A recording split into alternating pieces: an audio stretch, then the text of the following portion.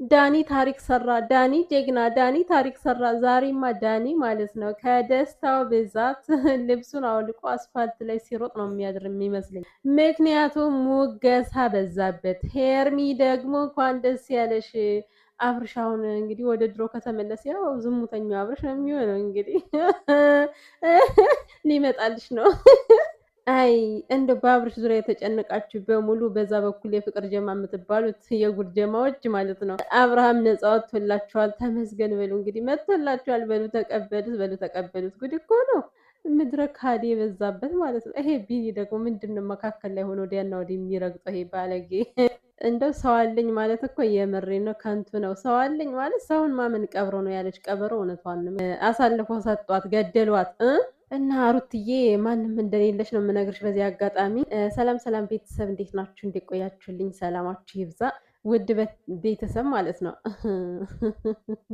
እንደው በዛሬ ቪዲዮ ግን ምን ተረዳችሁ? እግዚአብሔርን የኛ መጨነቅ የኛ መናደድ እኮ ማርያምን ለከንቱ እኮ ነው፣ ለከንቱ ከምሬ ነው የምላችሁ። በነገራችን ላይ እኔ ሩታ ምንም ታድርግ ምንም የምር እኔ ምንም አይነት ነገር እንዲደርስባት አልፈልግም። ምንም አይነት ነገር ማለት ነው። እና ነገር ግን ማለት ነው የምሬ ነው የምላችሁ በደንብ አድርገው ነው እኮ የሚጫወቱት፣ በደንብ አድርገው።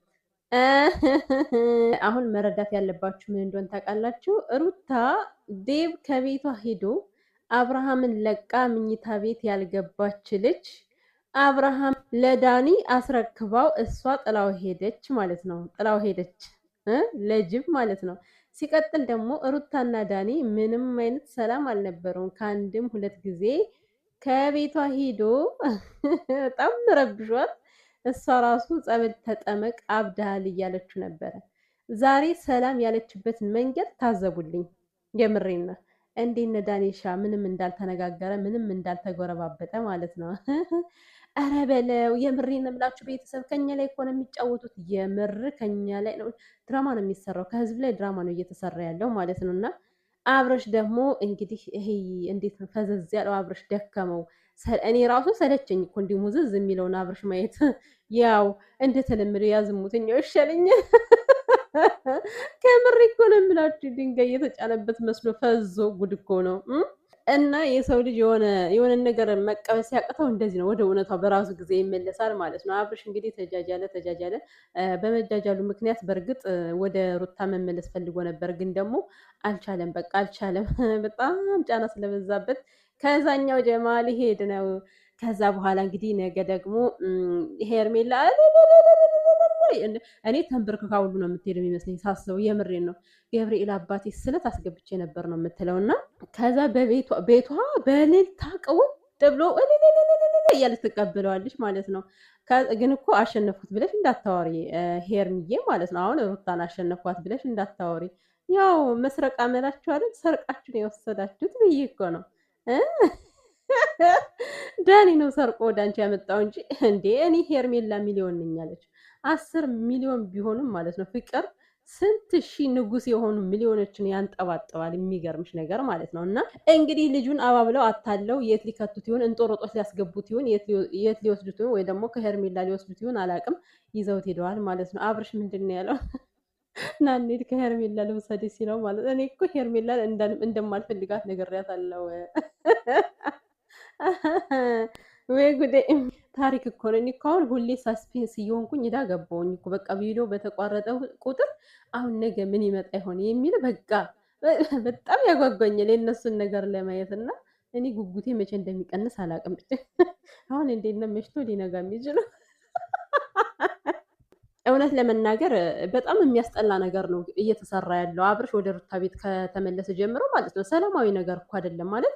አብርሽ መመለስ ካለበት ወደ ሩታ እንደዚህ በመጃጃል መልኩ ሳይሆን በስነ ስርዓቱ ጥፋቱ ገብቶ ስነ ስርዓት ይዞ ጠይቆ በቃ ሚስቴና ልጄ ይሻሉኛል ብሎ መምጣት እንጂ በዚህ አይነት ሁኔታ መጥቶ ሩታንም ሌላ ስም ለማሰጠት እኔ የምለው ይሄ ልጅ ከሄርሜላ ጋር ሆኖ ድራማ እየሰራ ነው። አላልኳችሁም? ባለፈው የሆነ ጊዜ ላይ ማርያምን ከሄርሜላ ጋር ተመሳጥረው ከሩታ ላይ ድራማ እየሰሩ ነው ብዬ ነበር ማለት ነው። አሁን ዛሬ ዳኒ ይዞት ሄደ። ይኸውን ድራማ አያስመስልም? ድራማ እኮ ነው የሚሰሩት ማለት ነው። እና አሁን አብርሽ ነገ እንግዲህ ከሀብሉ ከወጣ ሁላቸውም አስመትታበት እያሉ አይደለ? ከዛ ደህና ከሆነ በኋላ ማለት ነው አሁን የሚለው ከእነሱ ጋር ይተባበራል ምናምን። ሩታን እኮ አሳልፎ ለመስጠት አብርሽ ምንም ጣጣ የለበትም።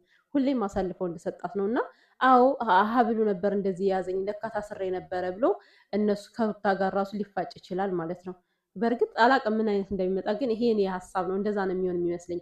ሀብሉን ያወልቁለታል። በቃ በሀብሉ ተጠልፌ ነው እኔ ምንም የማውቀው ነገር የለም እያደረኩ የነበረውን ነገር አላቅም ብሎ ይቀባጠራል ማለት ነው። ግን ምንም አይነት እውነት አይደለም። ልንገራችሁማ የምሬን ነው። እውነት ቢሆን ኑሮ ማለት ነው ሩታ ይሄ ሁሉ ሰው ስሟን እያጠፋ ተነሱ ዝም አትላቸውም ነበር፣ አትምራቸውም ነበር። እውነት ቢሆን ኑሮ ውሸት ስለሆነ ነው እንጂ ሁሉም ነገር ውሸት ስለሆነ ማስመሰል ስለሆነ እንጂ ማለት ነው። ስንት እኮ ህግ የሚገባቸው ከህግ የሚቀርቡ ሰዎች በሩታ ላይ በጣም እየተረማመዱ ነው። ነገር ግን ውሸት ነው፣ አውቃ ነው ዝም እያለች ያለችው ማለት ነው። ምንም ማለች ምንም፣ ግን ሩቲ ሁሌም አሸናፊ ናት። ከውሽሚት ጋር ልትወዳደር አትችልም። ውሽሚት ዞሮ መለመን ነው የሰው አሁን አብርሃም ወደ እሷ ከተመለሰ አራውጣ በግዴታ ነው ሄዳ የምታስፈርመው፣ አዘጋጃ ሄዳ ታስፈርመዋለች። እዛ በኋላ የኔ ባል ነው ብላ ማለት ነው። ፍቅር በግዴታ ይመስል። ኧረ ወይኔ! ግን እኮ ሄርሜላ አብርሃም ባለፈው ሽማግሌ ላክ ስትይው የመለሰልሽ መልስ እኮ በቂ ነበረን የኔ እናት። ለማንኛውም ውሽሚትዬ እንኳን ደስ ያለሽ። እንግዲህ እያሉ ነው አሁን በዛ ሰፈር ያሉት ማለት ነው። አብርሃምን ለመመለስ በጣም እየጣሩ ስለሆነ ጌታ ሆይ ድረስ ግን ማለት ነው በሁለት ሰው ህይወት ይሄን ያክል መጫወት ተገቢ ነው? ግን ምን ሆናችኋል? ግን አዳሞች፣ ህዝቦች ምን ሆናችኋል? ይህን ያክል በአብርሽና በሩታ መካከል ገብታችሁ እናማስል፣ እንርገጥ፣ እናጨመላልቅ የምትሉት ማለት ነው። እና እንግዲህ ዳኒ ሩታን ሸውዶ ወደ ሜሪ አስቡት። ሜሪን ማግኘት አትፈልግም ሩታ በጭራሽ በጭራሽ። ምንም አይነት ነገር ማውራት አትፈልግም አግኝታ ማለት ነው። ከዛ ዳኒን አምናው ጥላው ሄደች። ትንሽ ይመጣሉ፣ በቃ ትንሽ ጠብቀኛ አብርሽዬ የትም እንዳትንቀሳቀስ አለችው ምናምን ሳመችው። ከዛ በኋላ ሄደች። እንዴት አምናው ሄደች የሚለው ጥያቄ ያስነሳል አይደል? በጣም ጥያቄ ያስነሳል። ሩታና ኤፍሬምም ራሱ በጣም የምታወዛግቡት እኮ የምሬን። እውነቱን ተናገሩ ስትባሉ አትናገሩም። በእናንተ ላይ ህዝብ ተነሳ እንዳለ ተረማመደ ማለት ነው።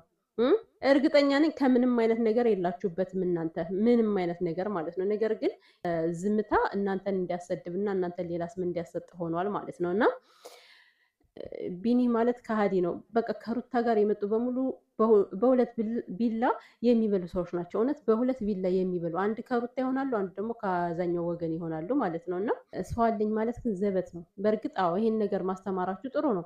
ሰው አለኝ ብላችሁ በሰው መተማመን እንደማትችሉ ማስተማራችሁ ደግ ነው። ምክንያቱም እያየን ነው በሩታ እንዴት እንደሚገለባበጡ ማለት ነው። ነገር ግን ሁለመናችሁ ውሸት ውሸት ውሸት ውሸት።